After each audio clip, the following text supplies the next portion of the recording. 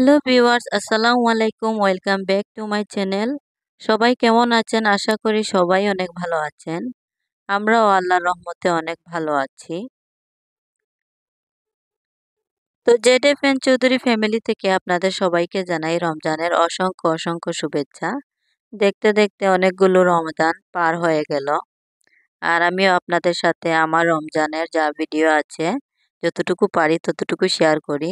আর অনেক সময় ভিডিও গুছিয়ে করতে পারি না, কারণ রমজান মাস একটু আনকাট করে স্পিড বাড়িয়ে যতটুকু পারি করতে, যতটুকু পারি এডিটিং করার ততটুকুই আপনাদের সাথে শেয়ার করি। আর যা আমি করি তাই আপনাদের সাথে শেয়ার করি ভিডিওতে, এক্সট্রা কিছু শেয়ার করি না। তো আপনারা অন্য চোখে দেখবেন না। আমরা যা প্রতিদিন খাই, প্রতিদিন যে যে রেসিপি তৈরি করি সেগুলো আপনাদের সাথে শেয়ার করি। আর এখানে প্রথমেই আপনারা দেখতে পেরেছেন আমি অনেকগুলো ছোলা ভুনা করেছি। আর অনেকগুলো ডাল ভিজিয়ে রেখেছিলাম, চাল আর ডাল। তো আগের ভিডিও যারা দেখেছেন তারা অবশ্যই জানেন যে আমি এইভাবে ১ সপ্তাহ বা ৪-৫ দিনের জন্য আমি ফ্রোজেন করে রাখি ছোলা আর আপনার ডালের যে পেস্টটা, চাল ডালের, যাতে আমার ঝামেলা হয় না, প্রতিদিন এভাবে করে ফেলি আমি। তো ভিডিওটি আপনারা এনজয় করতে থাকুন। ভালো লাগলে অবশ্যই লাইক করবেন, শেয়ার করবেন আর অবশ্যই সাবস্ক্রাইব করবেন। আর ভিডিওটি প্রথমেই আপনারা একটা লাইক করে তারপরে সম্পূর্ণ ভিডিওটি দেখার অনুরোধ রইল আপনাদের কাছে।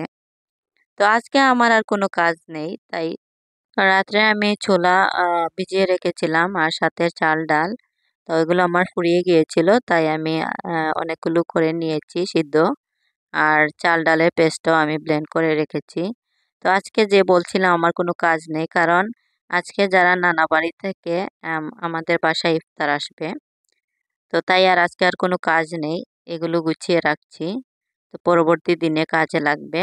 আর যারা নানা ওয়ার্ড থেকে আমাদের সবার জন্য ইফতার আসছে, তো প্রত্যেকবারই ইফতার আসে। তো এবার আর আমি কোনো আত্মীয়-স্বজনকে ইনভাইট করিনি। কারণ যারা আমার প্রতিদিনের ব্লগ দেখেন অবশ্যই জানেন আমি একটু অসুস্থ। আর এখন বড় কোনো ঝামেলা করতে ভয় লাগে। তো শরীর সুস্থ থাকলে সবকিছুই ভালো লাগে। তো কাউকে আর এবার ইনভাইট করা হয়নি। তো সবার বাসায় বাসায় এই ইফতারগুলো পাঠিয়ে দিবেন। তো আর ঝামেলা করলাম না। আর এই তো আমার বাবার বাড়ি থেকে যতটুকু পেরেছেন, যতটুকু সামর্থ্য আছে ততটুকুর মধ্যে ইফতার দিয়ে পাঠিয়েছেন। আর এই ইফতারগুলো আসলে জোর জবরদস্তি বলতে কিছু নেই। এগুলো আমাদের সিলেটে সব প্রায় ফ্যামিলি থেকে, মধ্যবিত্ত বলেন বা রিচ ফ্যামিলি বলেন, সবাই এরকম মেয়ের বাড়িতে ইফতার দিয়ে থাকেন। এটা একটা সৌন্দর্য আর এটা আহ, ভালোই লাগে। আর এর উপলক্ষে সবাইকে ইনভাইট করা হয় বা সবাই আসে এই ইফতারের উছিলায়। তো আল্লাহর রহমতে অনেক কিছুই দিয়ে পাঠিয়েছেন, নিয়ে এসেছেন অনেক কিছুই। তো আমরা ২ ভাই ২ বোন। তো বড় ভাইয়া বিদেশ থাকেন। তো ইফতারের যাবতীয় যা খরচ লাগে বা আমাদের যে ২ বোনের যা কিছু লাগে, আমাদের ভাইয়া যতটুকু সামর্থ্য হয় ততটুকুই পাঠান। তো সবাই আমার ভাইয়ের জন্য দোয়া করবেন, বড় ভাইয়ের জন্য, এমনকি আমার সব ভাই বোনের জন্য দোয়া করবেন। আর দোয়া করি সে সকল বড় ভাইদের জন্য যারা কিনা বোনদের জন্য টেক কেয়ার বেশি করেন। আর আর বিয়ের পরও বোনদের খেয়াল খবর রাখেন। আর সেক্ষেত্রে মাশাল্লাহ, আল্লাহর রহমতে আমরা ২ বোন খুবই হ্যাপি। আমাদের ভাইয়া বলেন, ছোট ভাই বলেন, বড় ভাই বলেন, ২ ভাইয়া খুব ভালো।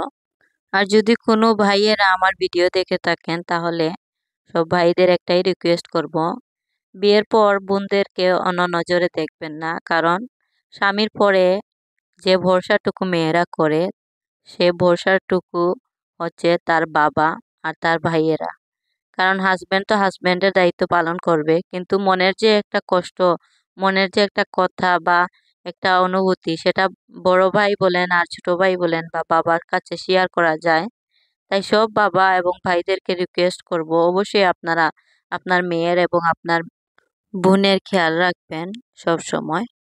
তো কথা বলতে বলতে অন্যদিকে পোলাওটা আমি তৈরি করে নিয়েছিলাম। আজকে ঘরে কোনো ঝামেলা নেই, শুধু পোলাও তৈরি করেছি। আর এখানে দেখতে পাচ্ছেন যে সকল আত্মীয়স্বজনের জন্য ইফতার প্যাকেজিং করা হয়ে গেছে। আর এখানে দোকানের জন্য ইফতার নিয়ে নেওয়া হচ্ছে। অন্যদিকে আমাদের সব ফ্ল্যাটে এবং পাশে বাইরে যে ফ্ল্যাটগুলো আছে সব ফ্ল্যাটে ইফতার বিতরণ কমপ্লিট হয়ে গেছে। আর এখানে আমার মেয়েটা দেখুন, উনি ইফতার একবার খাচ্ছেন একবার ফেলছেন, এরকম করছেন। তো আলহামদুলিল্লাহ আমি ইফতারগুলো টেবিলে সার্ভ করে নিয়েছি। আর একটু পরে ইফতারের টাইম হয়ে যাবে। আর তাড়াহুড়ো করে যতটুকু ভিডিও করার করেছি আপনাদের সাথে শেয়ার করব বলে। আর ভালো লাগলে অবশ্যই একটা লাইক করবেন, শেয়ার করবেন এবং সাবস্ক্রাইব করবেন।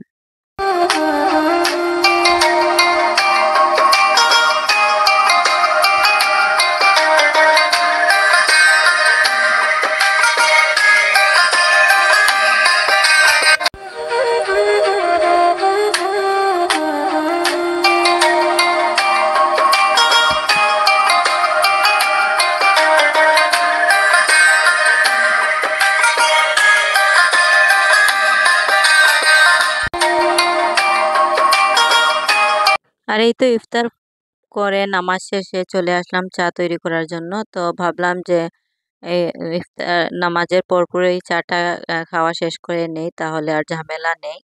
আর এই যে দেখতে পাচ্ছেন, যখন আমি পোলাওটা তৈরি করছিলাম তখন আমার হাতে একটু গরম ভাপ লেগে হাতটা একটু পুড়ে গিয়েছিল। তো আর মলমটা লাগিয়ে দিয়েছি, দেখা যাক ঠিক হয় কিনা, না হলে ওষুধ খেতে হবে। আর এখানে আমি চাটা মিলিয়ে সবার কাপে কাপে নিয়ে সবাইকে দিয়ে দিব।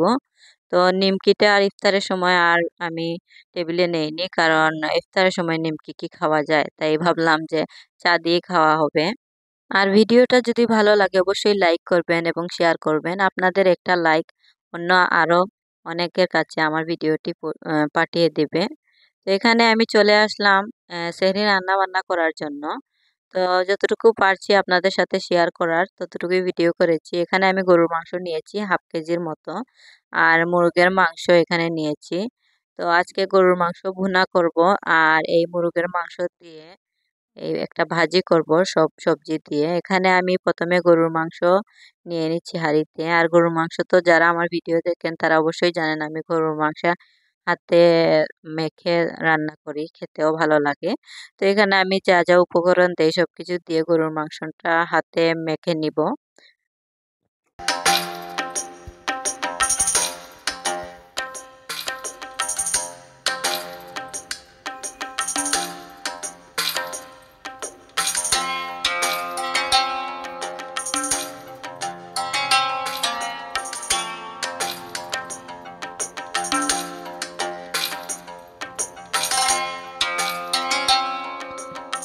তো গরুর মাংসটা আমার ম্যারিনেট করা শেষ। এখন চলে আসলাম যে মুরগির মাংস দিয়ে যে ভাজিটা করব।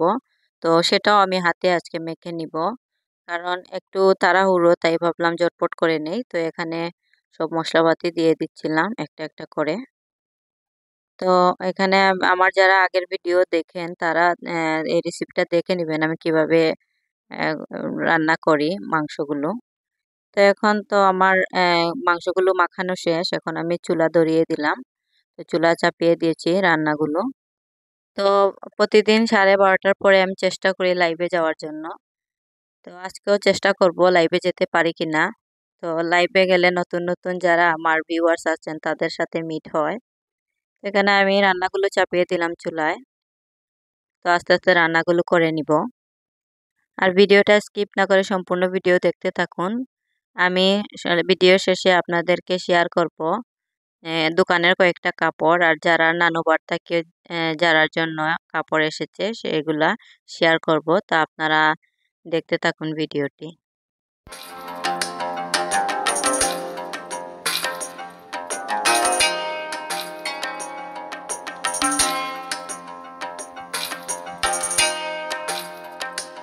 তো মোরগের মাংস ভাজিতে আমি কি কি সবজি ব্যবহার করেছি, না এখানে আছে বাঁধাকপি, আলু, তারপরে গাজর, আর বরবটি যেটা বলি সেটা, আলু। এই 4টা উপকরণ দিয়ে এই ভাজিটা করছি। আর এই ভাজিটা খেতে এত ভালো লাগে, আপনারা বাসায় ট্রাই করে দেখতে পারেন। গরুর মাংস দিয়েও ভালো হয়, আবার মুরগের মাংস দিয়েও ভালো হয়, তবে দেশি মুরগির মাংস হলে আরো ভালো হয়। এখানে আমি দেশি মুরগির মাংস ইউজ করেছি। আর এখানে আমার গরুর মাংসের তরকারিটা প্রায় হয়ে এসেছে। এখন আমি কাঁচামরিচ ধনেপাতা দিয়ে নামিয়ে ফেলবো।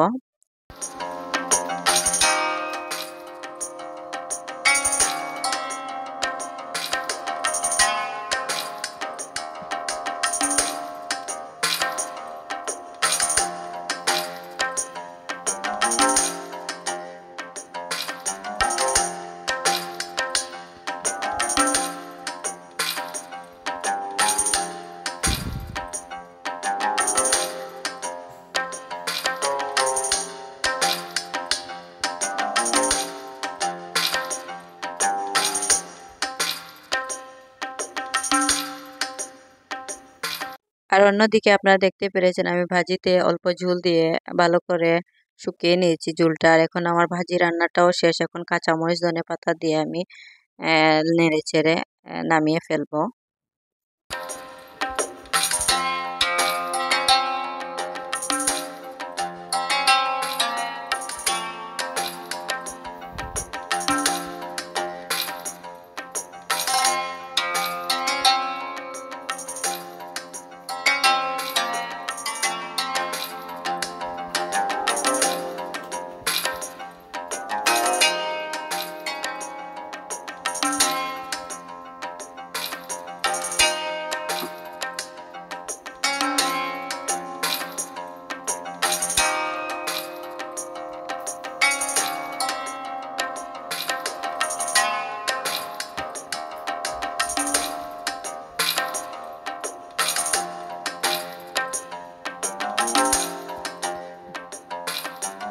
তো এখানে আমার রান্না বান্না প্রায় সব কমপ্লিট। তো এই তো দেখতে পাচ্ছেন আমার ভাজিটা। তো ভাজিটা খুব টেস্ট হয়েছে। তো সেহরির সময় এটা আমরা খাবো। আর আগের তরকারি ছিল এখানে। তরকারিগুলো গরম করে নিয়েছি। অল্প অল্প তরকারি ছিল আগের। আলু দিয়ে বড় মাছ ছিল এই তরকারি। আর আরেকটা ছিল ডাঁটা শাকের। আর এখানে আমার গরুর মাংসটা। তো কালারটা খুব ভালোই এসেছে। তো সেহরি রান্না বান্নাটা শেষ করলে মনে হয় যে অনেকটা কমফোর্ট ফিল লাগে। খুব ভালো লাগে সেহরির রান্নাটা শেষ হয়ে গেলে। আর এখন আমি আপনাদের সাথে শেয়ার করব যে যারার জন্য যে যারা নানুবার থেকে যে ড্রেস দিয়েছেন সেই ড্রেসটা। তো ড্রেসটা খুবই ভালো আর খুবই কমফোর্টেবল ড্রেসটা। তো ড্রেসটার কাপড় আপনারা দেখে বুঝে নেবেন কোয়ালিটি কত ভালো। আর সাথে কিছু লেসের কাজও ছিল আর ফিতা দেওয়া ছিল। আর ড্রেসটা দেখতেও খুব ভালো লেগেছে। আর যেহেতু এটা ঈদ স্পেশাল আর ঈদের জন্য যারা কে দেওয়া হয়েছে যারা নানুবার থেকে, তো ভাবলাম যে আপনাদের সাথে এটা শেয়ার করি। তো কেমন লাগলো আমার মেয়ের ড্রেসটা? ভালো লাগলে অবশ্যই কমেন্টে জানাবেন।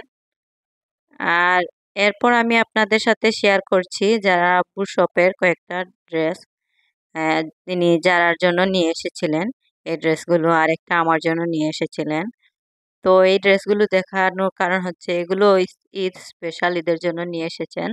আর ভাবলাম যে আপুদের সাথে শেয়ার করি। যদি কোনো আপুদের পছন্দ হয় তার যদি নিতে চান আমাদের শপে যোগাযোগ করতে পারেন বা আমাদের শপে যেতে পারেন জিন্দাবাজার মিতালি মেনশনে মাইশা ফ্যাশন একটা। আর আমি এই ড্রেস এখানে দুইটা ড্রেস আছে যেগুলোর এড আমি দিয়েছিলাম আগের ভিডিওতে। তো আপনারা আগের ভিডিও দেখলে এই ড্রেসগুলো দেখতে পারবেন। আর এখানে আমি আমার মেয়ের ড্রেসগুলো আমি একটা একটা করে আপনাদের সাথে শেয়ার করছি। আর কোন ড্রেসটা সুন্দর বেশি আপনারা কমেন্টে জানাবেন। তো ঈদের স্পেশাল ড্রেস বলে আপনাদের সাথে সবার কাছে শেয়ার করছি, অন্য মাইন্ডে আপনারা নেবেন না। আর বিশেষ করে আমাদের দোকানের ক্লথ এই জন্য আমি শেয়ার করছি। যদি কারোর পছন্দ লাগে বা কেউ আছে না অনেকে দেখতে চান ঈদ কালেকশন, তাই সবার কে দেখালাম। তো এখানে আরেকটা ড্রেস দেখতে পাচ্ছেন এটা গেঞ্জি কাপড়ের মধ্যে খুবই ভালো এবং সফট একটা ড্রেস। আর ইয়েলো কালারের মধ্যে অনেক ভালো একটা ড্রেস। তো এই ছোট বেবি যারা আছে তাদের জন্য পারফেক্ট একটি ড্রেস।